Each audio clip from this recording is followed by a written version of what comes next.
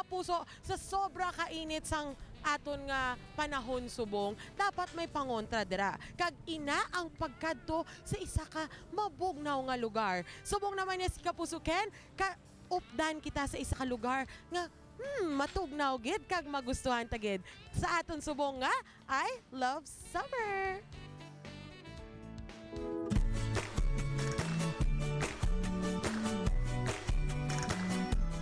Getting hotter and hotter na gid subong mga kapuso. Gani, ang kadtuan ta this morning sa ka mabugnaw nga lugar nga makapasiling naman sa aton nga I love summer. 45 minutes away from the city, malabot na ang Banwasang Leon. Kabukiran ang nagapalipot dere. Second class municipality inis ang masobra 46,000 ang population. Kag according sa istorya nga ako nabatian, may lugar dere nga daw pareho sa Baguio ang kabugnaw. We called Itao as Bucari area. It is a 5,000 more or less hectares of forested area here in Leon. Mga bale 24 kilometers from the town center of Leon going upstream. 40 minutes alin sa town proper, nagtaklad kami pakadto diri sa barangay Bucari. Diri puno-puno ni kay amo ni siya ang Aganan Reforestation Project sang DNR. Magita mo sa palibot, Benguet Pines, mga exotic nga mga kahoy, muna nga matugnaw na di. Panahon sang December, January, February up to March. Ini ang Aganan Reforestation Campsite sa Sitio Tabionan, Bucari, 700 meters above sea level. Nagasurvey ini nga receiving area sa mga turista nga nagaadto dire. Ang maga-welcome sa imo, amo ang mga gigantic Benguet Pines.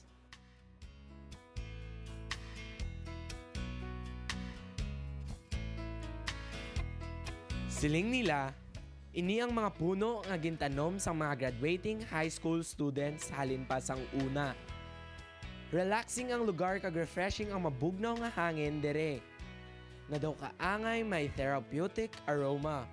Mayor, aside from cold temperature, ano pa kitang ma-enjoy sang makadto dere? Dugay-dugay makadto kita sa falls, nga tawag namon nga Imoy Falls. Ang mga lugar ni from here is 1 kilometer from here. Ma-enjoy mo din ang mga talon, nga mga madamol nga kahoy, ang rainforest naman sa dalom na yun parte dito. And ang lugar nga ni, muning lugar sang province of Iloilo as the last frontier or the summer hideaway of the city and province of Iloilo.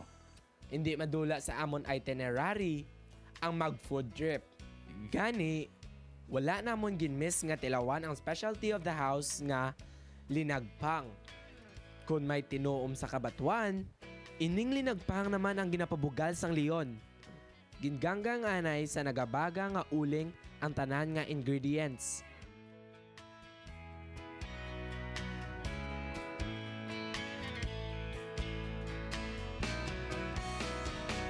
Tapos i-grill ang mga panakot, ginpreparar naman ang tubig nga pabukalon para magserbe nga sabaw sa linagpang. Sang ready ng tanan nga ingredients, ginmix ng manok kag ang mga panakot sa nagabukal-bukal nga sabaw. After 15 minutes, taran! Ready to serve ng linagpang. Sang nabusog na kami, time naman sa paglagaw. Ginkaduan namon ang busay nga isa sa mga atraksyon sa Banwasang Leon. 20 minutes kag nakapanaog kami sa bukid. Dayon, naglakad kami for about 7 minutes. And then, ang pinaka-challenging, ang pagtabok sa hanging bridge. Finally, nalabot gid namon ang Imoy Falls. Siling sang mga tumandok, ginpangalanan ini nga Imoy Kayman, diri kuno na lumos si Ka Imoy nga ila great ancestor.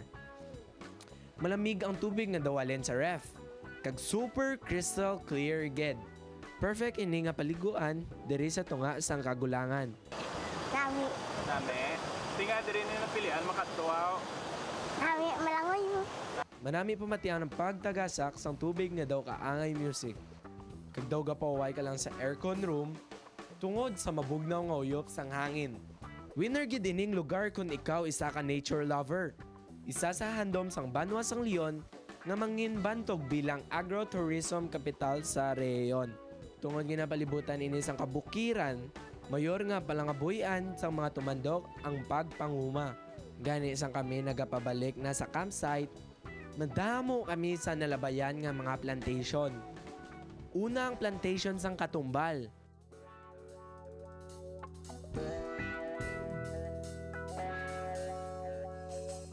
Sa unhan, malapad nga talamnan sa cabbage o kon repolyo naman ang amo nakitaan.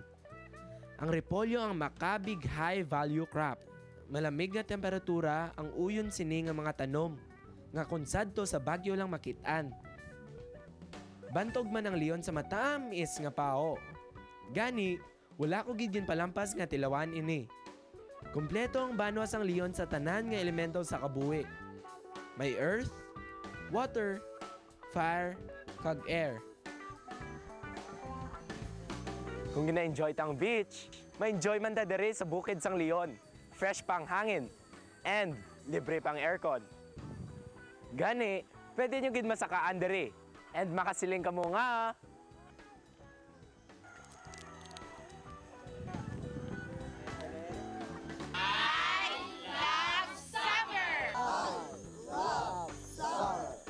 I love summer.